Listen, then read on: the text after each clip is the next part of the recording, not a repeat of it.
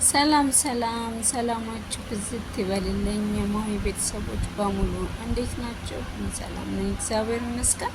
ለእናንተም የክርስቶስ ፍቅር ብዝት ይበልላችሁ እያልኩኝ ዛሬ ብቅ ብዬላችኋለሁ ማለት ነው።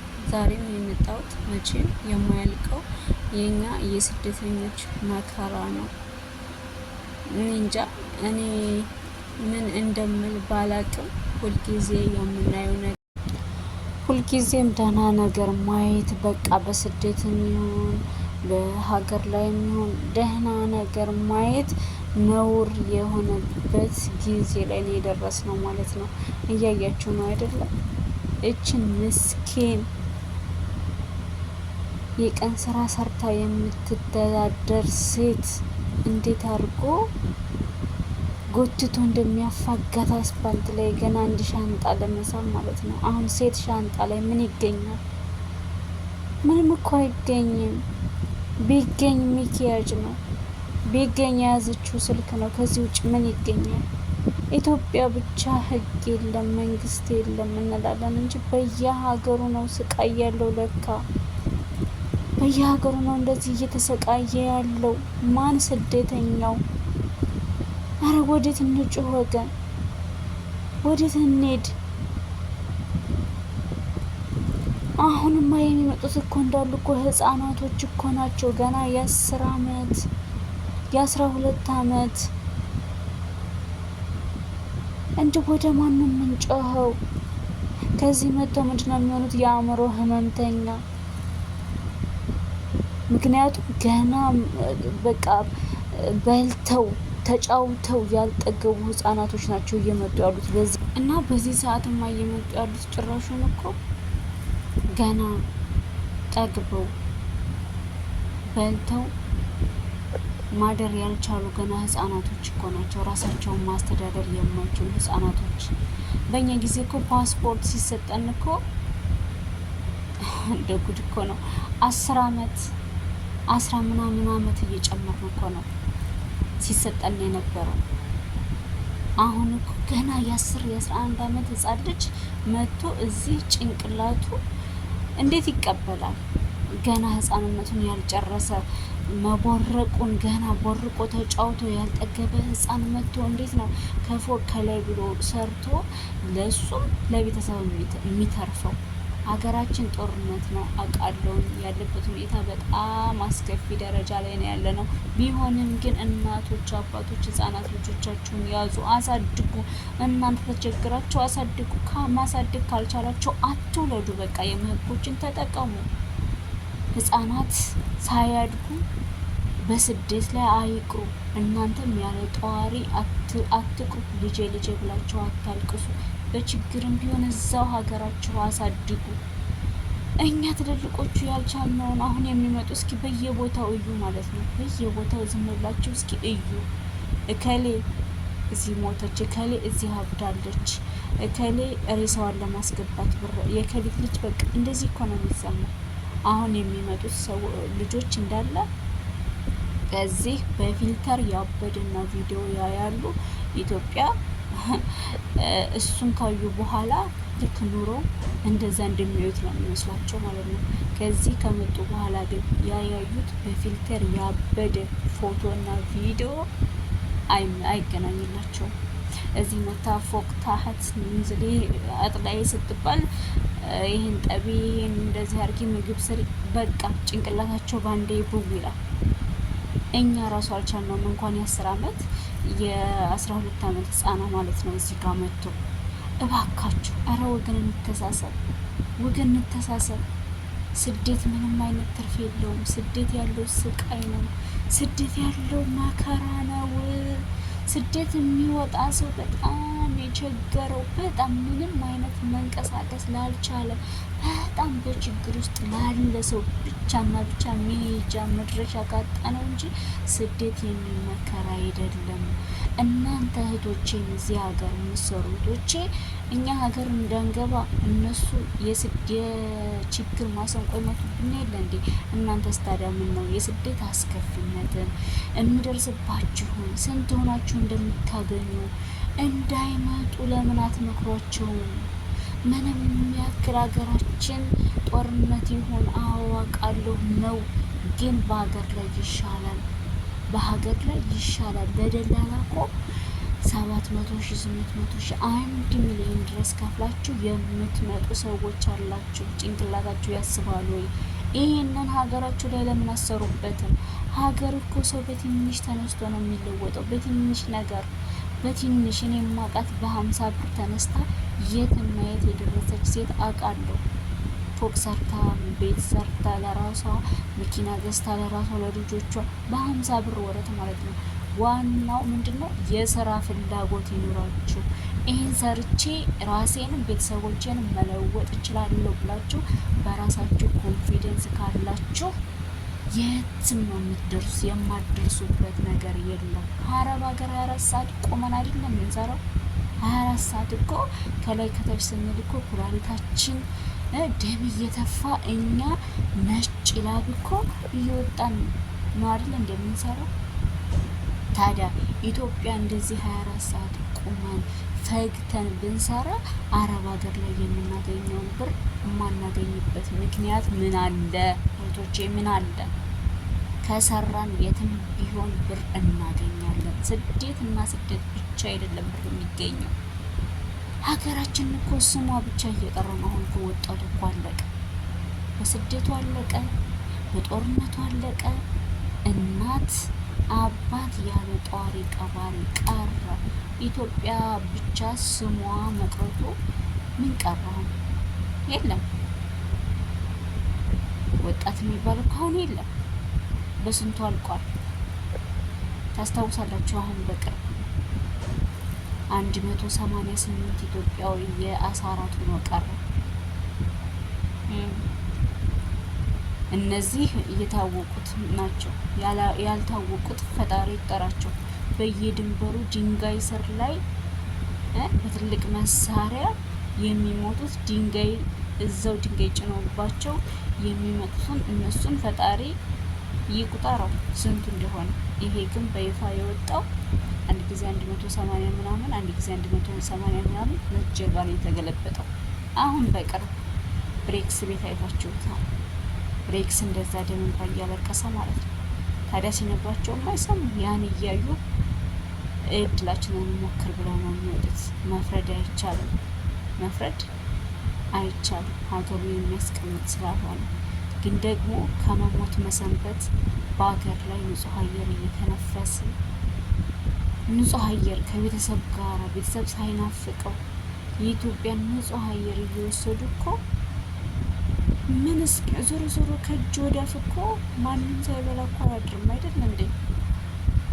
እኛ ብንሰደድም እኮ ያው ለእጅ ወዳፍ ለእንጀራ ነው። ሰደንም እንጀራ ነው የምንበላው። ኖሮንም አንድ እንጀራ ነው ባይኖረንም አንድ እንጀራ በልተን እናድራለን። እናቶች እባካችሁ እባካችሁ ከወላጆች እዛ ፕሮሰስ ላይ የእንትን ወረቀት የፓስፖርት የሚሰጡ ሰዎች ጤነኛ ናቸው ወይ? እኔማ ቆሻሻ ስጥል እኮ ነው ዛሬ ያገኘኋት ህጻን ልጅ እዚህ ተወልደሽ ነው? አይ ተወልጄ አይደለም በባህር መጥቼ ነው። ከመጣው ገና 3 ወሬ ነው። በ1,000 ነው የምሰራው ብላ ማለት ነው። ደነገጥኩ ሳያት። በቃ ክው ነው ያልኩት። ገና እኮ ጩጬ ናት፣ ገና ጩጬ። እንዲሁ እናት አባቷ እንዴት አምነው ሂዳ ሰርታ ትመጣለች ብለው እንዳወጧት አላውቅም። እንዴት አይነት ዘመን ነው የደረስነው? ወላጅ እናት ገና የ10 ዓመት ህጻን ልጅ ሂጂና ሰርተሽ አምጪ ከእርሱም ገና አቧርቃ ያልጨረሰች ህጻን ከላይ ከታይ ብላ አሁን እሷ እንዴት ነው የምትሰራው? 3 ወር ነው አለች እንግዲህ 5-6 ወር እስከ ዓመቷ ድረስ ካላስ አትችልም። ጭንቅላቷ ተበላሽቶ ብድ ብላ ቁጭ ነው የምትለው። ታዲያ በምን አቅም አረብ እንደሆነ ሀሳብ የለም። አረብ እንደው ታውቃላችሁ፣ እኛም ትልልቆቹ አልቻልናቸውም። እንኳን እነሱ ህጻናቶቹ አስተሳሰብ የሚባል የላቸውም። ጭንቅላታቸው ላይ ያሉ ጸጉር ብቻ ነው እንጂ ማሰብ አይችልም። እና ይሄን እያያችሁ እህቶችም ልምጣ ሲሉ እነሱ እኛ ልንግባ ስንል እንደሚነፉብን ማስንቆ እናንተም ነፉባቸው። በቃ ስደት እንደዚህ ነው፣ ስደት እንደዚህ ነው።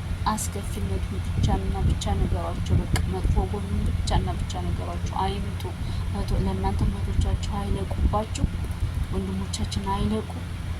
ለቤተሰብን ልጅ አታስብሉ። በቃ ስደት ይበቃናል። በኛ ስደት እኮ ማለት ሰጠን ላይ ውሃ እንደ መብላት ማለት ነው። የልብስ ሰጥሏል አይደለ? እዛ ውሃ መብላት ስትሞሉ ስጨምሩ አይሞላማ። በቃ ስደትም ይሄ ነው። እኛ እንለፋለን፣ እሱ አይሞላ። እድሜያችን ሰላማችሁ ብዝት ይበልልኝ። ቤተሰቦች በሙሉ እንዴት ናቸው? እግዚአብሔር ይመስገን።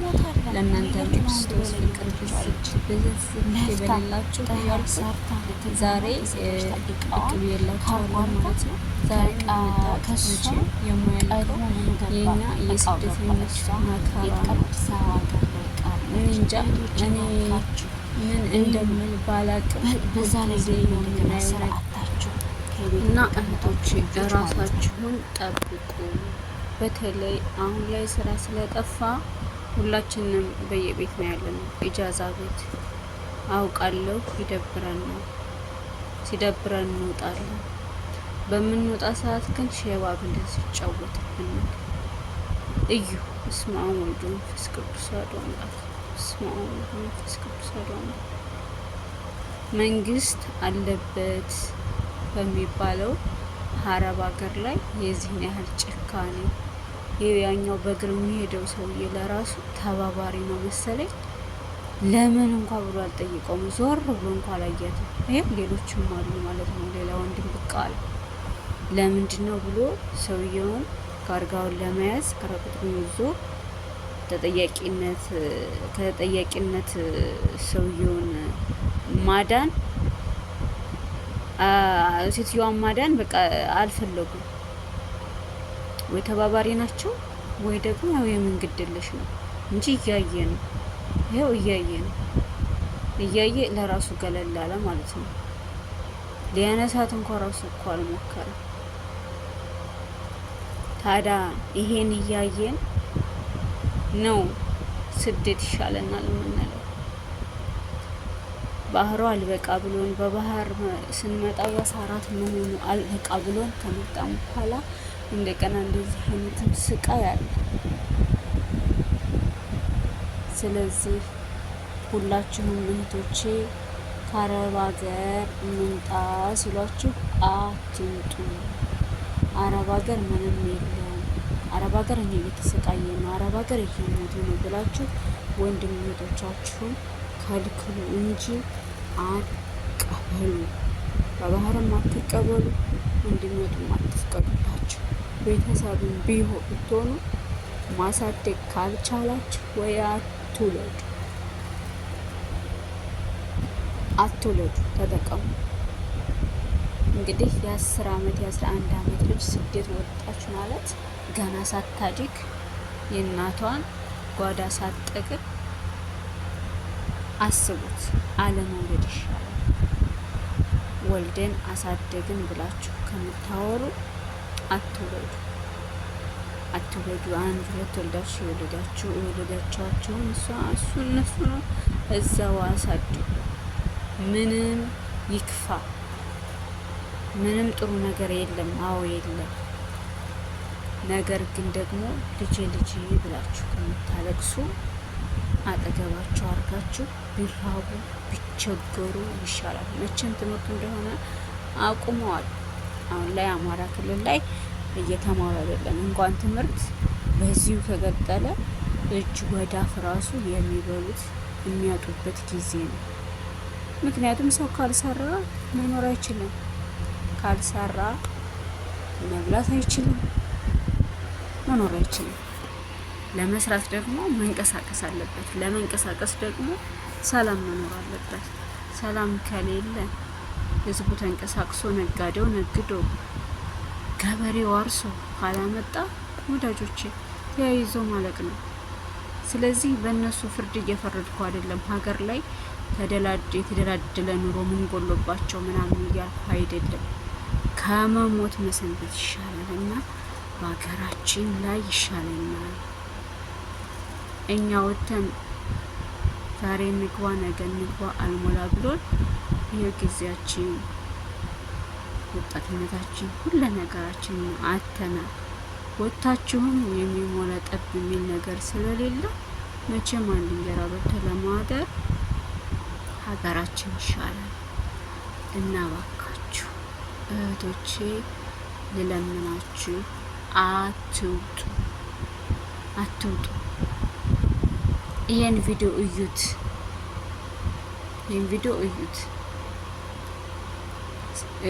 ስራ ቢጠፋም እንኳ እህቶቼ የራሱ ጉዳይ፣ ስራ የለም የታወቀ ነው፣ የራሱ ጉዳይ ነው። በመጣ ሰዓት ይምጣ። እንደዚህ ደግሞ ወተን ዘና እንላለን ከማለት ይልቅ ቤታችሁ ያው የተለመደው ስልክ ነው፣ በስልካችሁ ዘና በሉ። ከወጣችሁም ደግሞ 2-3 ሆናችሁ ሊፈሩ ይችላሉ። አሁን እቺ 2-3 ሆኖ ቢሆን ኖሮ ሲጀመር ደፍረው እንደዚህ ባላረጓት ኖሮ ማለት ነው። ምክንያቱም አንዷን ቢይዛት ሌላኛዋ መኪናውን ትከታተለዋለች። ስለዚህ ይፈራሉ። እንደዚህ አያደርጉ። አሁን ብቻዋን ስላገኟት ነው እንደዚህ አድርገው ኢሻራ ላይ በስመ አብ ወወልድ ወመንፈስ ቅዱስ። እኔማ ትነሳለች ሁሉ አላልኩም እኮ ተነስታ ስትራመድ በጣም ነው የገረመኝ። እንዴት እንደደነገጡ ማለት ነው። ለህይወቷ ሳያስብ ለባዶ ሻንጣ ሚኪያጅ ለሞላው ሻንጣ ነው ደግሞ ከሚሄደው ሰውዬ እሱ እርኩስነት ማለት ነው። ወይ ቢያነሳት ወይ ደግሞ ሰውየውን የሆነ ነገር ቢያረገው ቢያስፈራራው ራሱ እንኳን ፈርቶ ሊተዋት ይችል ነበረ። ከወሰደው በኋላም ራሱ ሻንጣውን ይጥልላት ነበረ። ካርጋን ይዤዋለሁ ብሎ ቢያስፈራራው ማለት ነው። እንደው በጣም የሚገርም ዘመን ላይ ነው የደረስነው። እኔ ምን እንደምል ሁሉ ግራ ነው የገባኝ። እንደዚህ ብለውም ሰርተው ሄደው በሀገር ላይ በራስ ቤተሰብ መበላት፣ ሁልጊዜ ስቃይ፣ የስደተኛ ኑሮ ሁልጊዜ ስቃይና መከራ ነው። አንድ ቀን ሳቅ ብለህ ደስ ብሎህ የምታሳልፈው ጊዜ የለም። ስትባክን ትውላለህ፣ ስትሰራ ትውላለህ። ማታ ደግሞ አረፍ ማበያ ሰዓትህ ሲደርስ ወደ ክፍል ስገባ እንደዛ ቀን ስትባክን የዋልከው እንደገና በሀሳብ ደግሞ ስትባክን እንቅልፍ ሳይወስድህ አንድ አይናችን ጨፍነን በአንድ አይናችን አይደለም እንተኛው አላል። እንቅልፍ ደህና እንቅልፍ ሳተኛ የአላርም ጭሆ ትነሳለህ ማለት ነው። የስደተኛ ኑሮ ይሄ ነው። በቃ 24 ሰዓት ወዝ ወዝ ወዝ ወዝ። ከዛም በበሽታ ተጠቅቶ መጨረሻ ላይ ምን ይሆናል? መጨረሻው ሞት ይሆናል። የሰራውን ሳይበላው ሬሳው ይገባል ማለት ነው። ታዲያ ይሄን እያየ የሚመጣ ህፃናት የሚመጣ ወጣት በሞትም ልሞት ብኖርም ልኖር ነው። እናቶች ባካችሁ በድጋሚ አሁንም ከሀገር አትውጡ፣ ወጣችሁ አትቅሩ፣ ኑሩላችሁ ለቤተሰቦቻችሁ። ጧሪ ቀባሪ አታሰጧቸው። ልጄ ብለው ማያልቅሱ። ይህ ሁሉ ሰው ችግርተኛም አይደለም፣ ጠግቦን በጥጋቡ ይወጣል ማለት ነው። እና እነዘነስኳቸው አበዛሁባችሁ መሰለኝ።